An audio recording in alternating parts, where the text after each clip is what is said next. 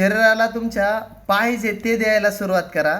मिळेल ते नाही, म्हणजे काही पण कुणी खायला दिलं म्हणजे तुम्ही किती खाणार आहे का? अजिबात नाही. तुमच्या शरीराची कॅपॅसिटी किती आहे, तुम्ही किती खाऊ शकता. तुम्हाला समजा 2 पोळ्यामध्ये जेवण होत असेल तर तुम्हाला वाढणारे किती वाढणारे असले, मग तुम्ही त्यांच्या मर्जीनं जेवणार का तुमच्या पोटाच्या मर्जीने जेवणार? तर तसंच की तुमचं खाणं किती आहे आणि तुम्ही खाताय किती याचा प्रमाण ठरलं पाहिजे. आणि तुमच्या शरीराची रिक्वायरमेंट ही वेगळी असते आणि आपण खातोय ती वेगळी असते.